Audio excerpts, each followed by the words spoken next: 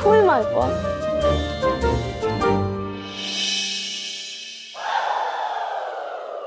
চুনি যা লাল শাড়িটা কিনলে ভালোই হতো, অপশনটাকে কিন্তু মানা হতো। আমার কথা কেউ শুনবে না। এত কে কেনাকাটা করে এলে তোমরা? বাড়িতে বিয়ে বলে কথা, একটু কেনাকাটা হবে না? হ্যাঁ মা, শাড়িটা একবার দেখবে, হেভি হয়েছে জানো। সেই এক দোকানে যাচ্ছি, ওই জিনিস পাচ্ছি না, আরেক দোকানে গেলাম, সেটা পেলাম না। বাবা খুঁজতে খুঁজতে হাঁপিয়ে গেছি। বাবা এমন ভাবে একটা কথা বলছো যেন মনে হচ্ছে এই মল্লিক বাড়ির কোনো মেয়ের বিয়ে হচ্ছে। আরে একটা বাইরের মেয়ের বিয়ে, তা নিয়ে তো আদিক্ষেত করার কি আছে তো বুঝতে পারি না। এই দেখো দেখিনি গৌরী, পুরো কথাটাই তুমি তো শেষ করলে না। আরে বাবা, অপ্সরা এই বাড়ির কেউ নয়, এই বাড়ির ঝি। হ্যাঁ, এটা প্রত্যেক দিন পাড়া প্রতিবেশীকে চিৎকার করে জানানোর দায়িত্ব তো তোমাদের। তা বাকি দুজন কোথায় গেলেন? খুব ঠেস দিয়ে কথা বলতে শিখেছো না আজকাল। এই দেখো দেখিনি, আমি আবার কি বললাম? আমি শুধু এটাই বলতে চাই যে বড় বৌমা নীরু ছোট বৌমা যা করেছে খুব ভালো কাজ করেছে। হ্যাঁ, আর আমি গেলে তো আরো বেশি বেশি করে কেনাকাটা করতাম। জানা গৌরী, অপ্সরা তোমাদের কাছে ঝি হতে পারে, কিন্তু আমার কাছেও কিন্তু মেয়ে। হ্যাঁ, মানে মেয়ে মানে তো ঝি। ওই মা ঠাকুমারা বলতেন না, মায়ে ঝিয়ে গপ্প করছে। আচ্ছা মা, অপ্সরা আমাদের বাড়িতে কত বছর ধরে রয়েছে? আমরা কি কখনো ওকে বাইরের লোক বলে আলাদা করে বলেছি? ও তো আমাদের বাড়িরই একটা মেয়ে। থাক না ননীগোপাল, আর তোমরা না কেউ আমাকে এরপর থেকে এ বাড়ির মেয়ে এসব বলবে না। আমি তো বাড়ির কাজের লোক, তাই না? অপসরাদি, কেন মন খারাপ করছো তুমি? আরে মা, একদম দুঃখ করিস না। কে কি বলছে না বলছে একদম মাথার মতো ঢোকাবি না। তুই তো জানিস যে আমার কোনো মেয়ে নেই, তুই আমার মেয়ে।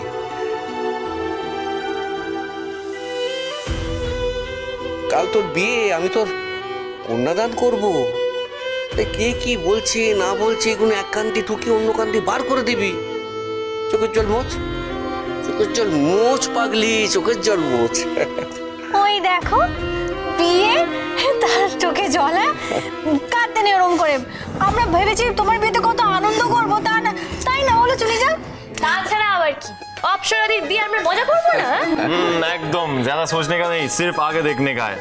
आगे आगे देख होता है क्या? क्या? আসতে পারি?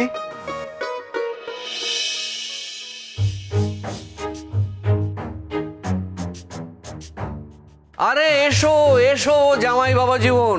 শোনো, এখন থেকে এ বাড়িতে আসতে গেলে আর অনুমতি নিতে হবে না, বুঝলে? আচ্ছা বলছি, তুমি ব্যাগ নিয়ে এসছো, কোথাও কি ঘুরতে যাবে এখান থেকে? এই না, মানে বটু স্যার তো অনেকদিন আগেই চাকরি থেকে তাড়িয়ে দিয়েছিল। এখন অপ্সরাকে বিয়ে করছে শুনে বাড়ি থেকেই তাড়িয়ে দিল, তাই ব্যাগপ্যাকটা নিয়ে সব চলে এলাম। বাবা বাবা, চমৎকার! এক রামে রক্ষে নেই, তার উপর সুগ্রীব দোসর এলো না। এখন বেকার ছেলের সাথে ধুমধাম করে বিয়ে দাও। মা, ওর কথায় ঘাবড়ে যেও না, বুঝলে? মানুষ যখন বিপদে পড়ে তখন কোথায় যায়? আপনজন আত্মীয় স্বজনের বাড়িতে তো যায় নাকি? তেমনি তুমি এ বাড়িতে এসছো, চিন্তা করার কি আছে? আত্মীয় স্বজন, এই যে এই মহারানীকে তো আগেই মেয়ে পাতিয়ে বসে আছো। এবার এই যে আকার বেকারটার সঙ্গে বিয়ে দিচ্ছ, বিয়ের পরে থাকবে কোথায় সেটা ভেবে দেখেছো? এই দেখো দেখিনি, এইটা তুমি কি বললে গৌরী? হ্যাঁ, এত বড় বাড়িতে থাকার জায়গার অভাব? হ্যাঁ, মানে ঘর জামাই? ও ভগবান, আমার কপালে এই অশান্তিটা ছিল, ভালো লাগে না আমার। তাহলে আমি বরং না না না, তুমি একদম ঘাবড়ে যেও না ভাইয়া। এইরকম তা বলছিলাম যে যতদিন না ভালো কাজকর্ম পাচ্ছ তুমি এখানেই থাকবে, কি তাই তো? আরে বাবা, কাল থেকে তুমি এই বাড়ির জামাই, তো এখানে থাকার তো কোনো অসুবিধা নেই। এখানেই থাকবে। হ্যাঁ রে চুনিমা, বাজার করে আনলি, কি কেনাকাটা করলি দেখাবি না? হ্যাঁ এই দেখাম দেখাম। দেখা দেখা দেখা। তুমি এটা দেখো তো, তোমার এটা ভালো তোমার জন্য আছে।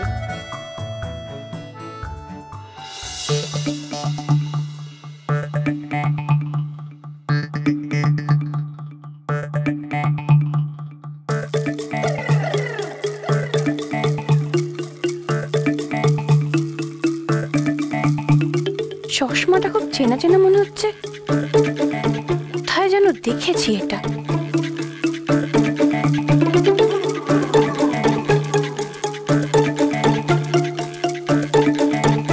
যা, প্রথম শ্রেণী ধরা পড়ে গেলাম না তো? জানেন তো, আমাদের বিয়ের কথা যখনই আমার মনে পড়ে না, আমার হেভি হাসি পায়। এই আপনার পায় না? পায় তো, কিন্তু তার সাথে সাথে খুব আনন্দও হয়। এই যে এত বাধা বিপত্তি কাটিয়ে আজকে আমরা একসাথে আছি, কোনো কিছু আমাদের আলাদা করতে পারিনি, এটা কি কম বড় কথা? হ্যাঁ, সময় কিভাবে কেটে যায় তাই না? দেখতে দেখতে গোটা একটা বছর কেটে গেল। তবে দুঃখ একটাই, কি? এই যে আমাদের বিবাহ বার্ষিকী আমাদের ছাড়া বাড়ির কারোর মনে নেই, কেউ উইশ করতে এলো না এখনো। আরে বাবা নির্ভীক বাবু, শুনুন, আমাদের বিয়েটা তো আর 5টা বিয়ের মতো হয়নি। আমি আপনাকে তুলে নিয়ে গিয়ে বিয়ে করেছিলাম, আর অত তামঝামের মধ্যে বিয়ে করেছিলাম, কেউ তো মনে রাখেনি। তা আপনিও তো বাড়িতে একবার সবাইকে মনে করে দিতে পারতেন। এই বাবা, এটা আপনি কি বললেন? এটা কোনো কথা হলো? আমার বিবাহ বার্ষিকীর কথা আমি বাড়ির সবাইকে মনে করিয়ে দেবো? লজ্জা লাগে না? এমনি কাল রাতে আপনি যা কাণ্ড ঘটিয়েছেন, আমার মাথায় গেলেই লজ্জা লজ্জা লাগছে আমার। কি করেছি বলুন তো আমি কালকে? আপনি নিজে ঘটিয়ে নিজেই ভুলে গেলেন। কাল যে আপনি আমাকে হাঁটু গেড়ে প্রপোজ করলেন, আমি না স্বপ্নেও ভাবিনি আপনি এভাবে আপনার মনের কথাটা আমাকে জানাবেন। থ্যাঙ্কস।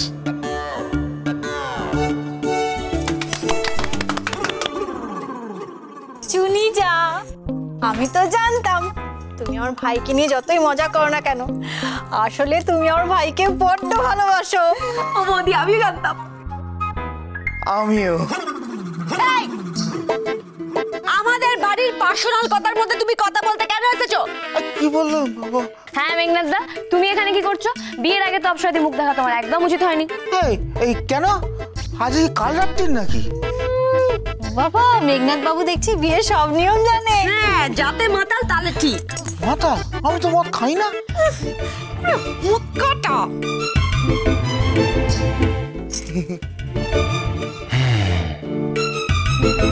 দেখেছেন, যে যার তালে ব্যস্ত, কারোর মনেই নেই আজকে আমাদের বিবাহ বার্ষিকী, কেউ উইশ পর্যন্ত করছে না। অপসরা, এত লজ্জা পাচ্ছ কেন? তোমরা সবাই এখানে? চলো নিচে চলো। কি হয়েছে? সেইটা বলার জন্যই আজকে তোমাদের এখানে ডাকা। কেন বাবা? কাল তো কি সুন্দর একটা অনুষ্ঠান হলো, সবকিছু মিটে গেল, আজকে এই ডিসিশনটা নেওয়ার কি মানে? আর বাবা তুমি জানো না, দিম্মা কিন্তু এখনো ঘুমোচ্ছে। দিম্মা যদি জানতে পারে না একবার যে বাড়ি ভাগ হয়ে যাবে, অনর্থ করে দেবে বলে রাখলাম। তাছাড়া বাড়ি ভাগটা কেন হবে সেটা তো আমাদের বলো। সেই সারপ্রাইজটা দেওয়ার জন্যই তোমাদের এখানে ডেকে পাঠানো হয়েছে। সারপ্রাইজ? হ্যাঁ, সারপ্রাইজ। তোমরা এখানে সারপ্রাইজ দিতে পারো, আমরা দিতে পারি না।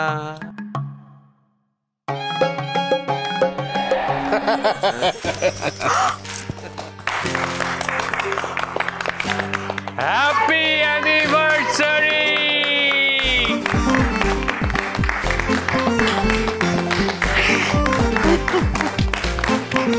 কি গো, তুমি যে বললে তুমি আজ সারাদিন ঘুমোবে, কি করে ঘুমাবো আমি? আর আজকের দিনটা ভুলে যাই। আজকেই তো আমার ভূতের জীবনটা পাল্টে গেছিল। তো প্রথম বিবাহ বার্ষিকী, উপহার গান দিম না।